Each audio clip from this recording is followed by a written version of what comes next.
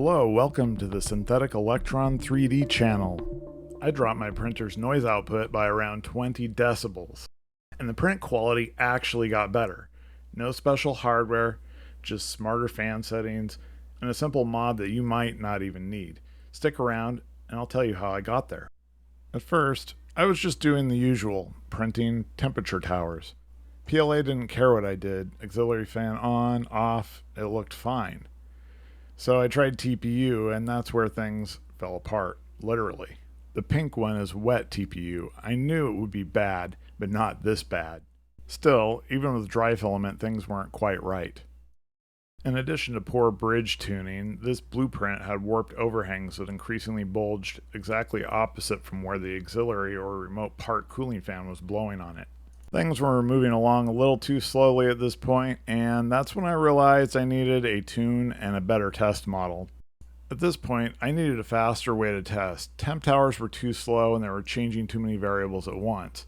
Nozzle temp, fan speed, and the filament profile was enforcing layer cooling time. So I built a simpler model, just overhangs and bridges. Each section runs at the same nozzle temperature. The only thing that I'm changing is the fan speed.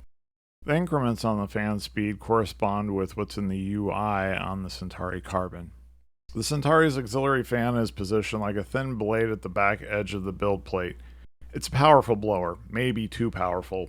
This fan works well for some materials, but with flexible filaments, it's like trying to print into a headwind. I even noticed small artifacts on PLA, likely from turbulence. An additional goal was to preserve more heat in the chamber for engineering-grade materials. So I designed a printable mod that turns the auxiliary fan into a recirculating internal blower. The outlet stays in the same position, but the fan is repositioned, lower, facing into the enclosure, pulling air from the inside and redistributing it gently. Instead of pulling in cold air, it now recirculates warm air, and in the process, it also muffles the noisiest fan on the Centauri Carbon. At first, I was using TPU to test cooling, because it's super sensitive to airflow. But the results were inconsistent between warping, wet filament, and other variables. It just wasn't a good material for standardized testing. So I switched to PETG, which is much more stable, but still sensitive enough to show the effects of cooling on overhangs and bridges. In Elegoo Slicer, I took Elegoo's rapid PETG profile and made a couple of key changes to that profile and saved it. I disabled the layer cooling time enforcement, otherwise the slicer would just slow everything down and hide any differences between fan settings. I also bumped up the speeds to 250 millimeters a second in open areas so there'd be real airflow demand and visible differences in performance. We're not breaking any speed records here, but it's fast enough to show when cooling really starts to matter. Once I had the test model and the print profile dialed in, I wanted to understand exactly how much the auxiliary fan contributes on its own.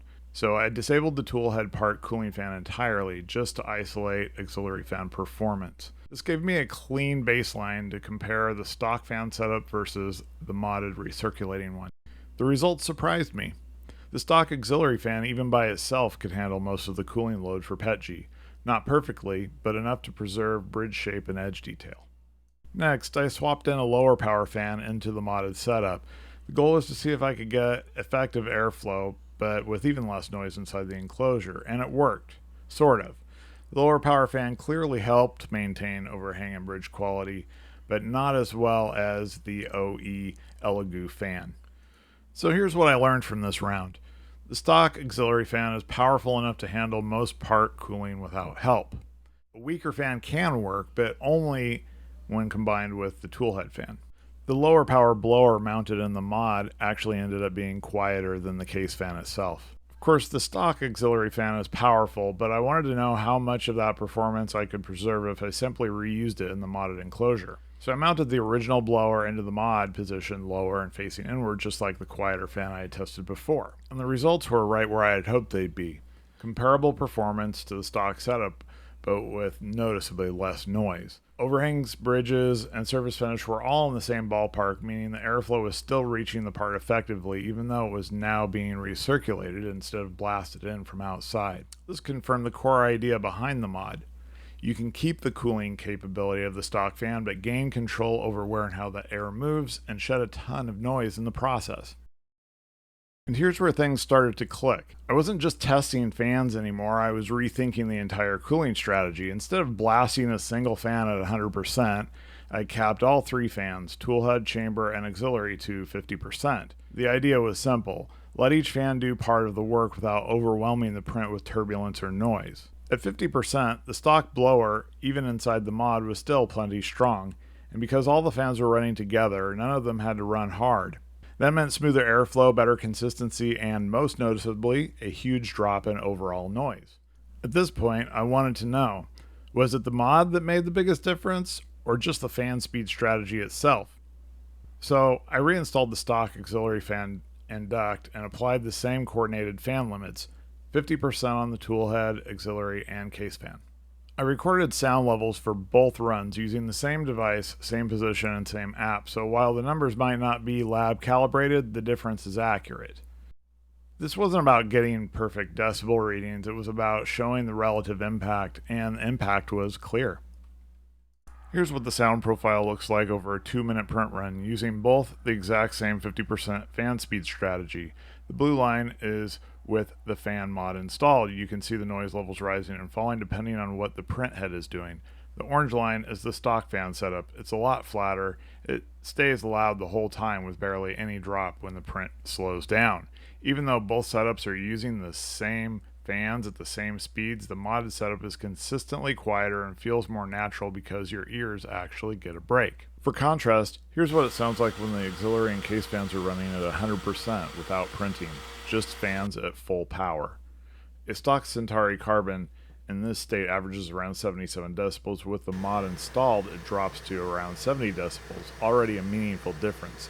But the real shift comes when you cap all fans at 50% during an actual print. The modded setup averages closer to 60 dB with minimum levels down around 50. And since decibels are logarithmic, that's not just a small drop, it's a massive reduction in perceived sound intensity. Now to be clear, this strategy won't be ideal for everyone. If you're pushing your printer to its limits, running Clipper at 400 millimeters a second, or chasing insane overhangs with high performance filaments, you might need more aggressive cooling than this setup provides. And if you're already deep into modding, the recirculating fan might appeal more for its control than noise reduction. And there's yet another bonus to this approach. Slower, more consistent cooling also improves layer adhesion.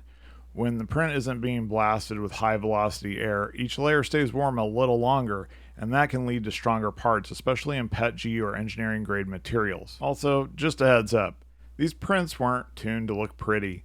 The slicer profiles I used were built to highlight the effects of cooling and airflow, not to showcase perfect surfaces or dialed in seam settings. With more tuning, they could absolutely look better, but that wasn't the point here. These were designed to show you what the fans are doing, not win beauty contests. So what did I learn from all this? First, cooling isn't just about power, it's about balance. Second, smarter fan strategies can reduce noise dramatically even on stock hardware. And third, a small tweak like recirculating airflow instead of blasting cold air can give you the best of both worlds, better print quality and quieter printer. You don't need exotic firmware or fancy electronics, you just need to use the fans you already have more effectively. If you want to try this out, I've made everything available. The printable fan mod is on Printables and everything else is on GitHub. Link in the description. Whether you want to install the mod or just tweak your fan speeds, you can use the same strategy that I did. Run your own print tests, compare results, tune it to your materials and noise tolerance. Let me know how it goes, especially if you find a fan combo that works even better. That about wraps this video up, but in the future I've got some more airflow testing coming, including some chamber heating experiments and potentially smarter fan controls. In addition, I'd like to talk about how we might be able to make using different slicers interchangeably a little bit easier. It's a work in progress, and I'm not quite ready to unleash it on the world. In the meantime, if you're into real-world testing, grounded mods, and data-driven tuning, hit that subscribe button. Also, hit the like button while you're at it. Thank you.